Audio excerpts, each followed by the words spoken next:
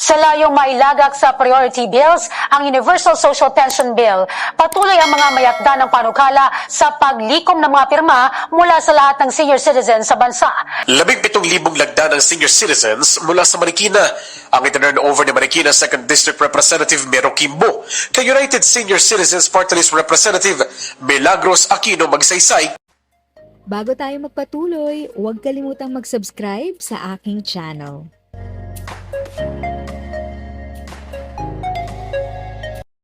Thank you sa pag-click ng aking video. Good day po sa lahat ng mga nanonood. Sa mga bagong viewers at napadaan lang, by the way, I'm Tita Eda. Welcome to my channel. Ang channel na maghahatid sa iyo ng dagdag kaalaman tungkol sa government services, bagong mga balita at informative videos na galing sa legit na resources. Mag-subscribe na para updated ka. Sa layong mailagak sa priority bills ang Universal Social Pension Bill, patuloy ang mga mayakda ng panukala sa paglikom ng mga pirma mula sa lahat ng senior citizens sa bansa. Si Simon Ong sa detalye. 17,000 lagda ng senior citizens mula sa Marikina ang itinurn over ni Marikina 2nd District Representative Mero Kimbo kay United Senior Citizens Party List Representative Milagros Aquino Magsaysay kanina. Sa bisa ng inisyatiba, lumilikom, naglagda o nagsasagawa ng signature campaign ang USCP katuwang ang iba't ibang mambabatas na may akda ng panukala para maiparating kay Pangulong Ferdinand R. Marcos Jr.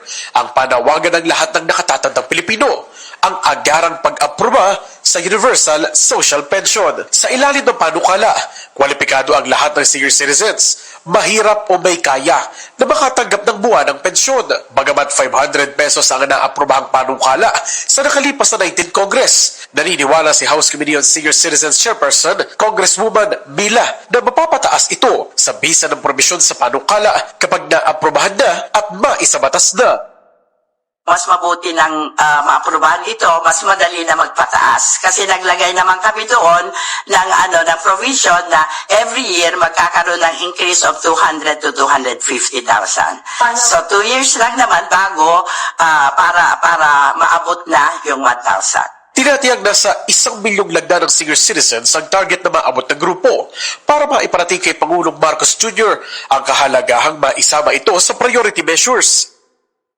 At hopefully, sa lahat ng mga colleagues ko, mga members ng Senior Citizens Committee, ay magtulong-tulong kami para dito sa campaign, signature campaign, para makagather kami ng 1 million para hopefully gagawin ng ating presidente na priority bill ito. Magdasal po tayo kasi walang imposible sa Diyos. Magdasal po tayo para itong taon na ito ay makukuha na natin itong Universal Social Pension.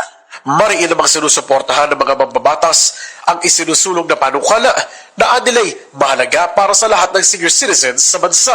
Kapag naabot na ang target, ito turn over ang mga lagda sa tanggapan ng punong ehekutibo. If sa tingin mo, natulungan ka ng video ko na ito, nakasave ka sa oras mo, you can click yung thanks button at any amount ay malaking help sa pag-grow ng channel ko. Yun lang po muna ang aking update. Sana ay nakatulong na dagdag kaalaman ang aking shinare today. Ang goal ng aking channel ay mag-create ng awareness.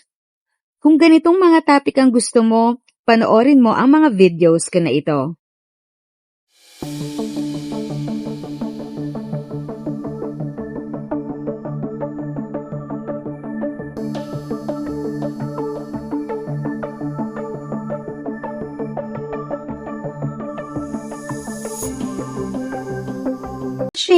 Kung may kapamilya, kaibigan o kakilala sa tingin mo ay magiging interesado sa video, please share or tag sila sa comment section. At syempre, if nagustuhan mo ang video, i-like mo na ito at subscribe ka na din.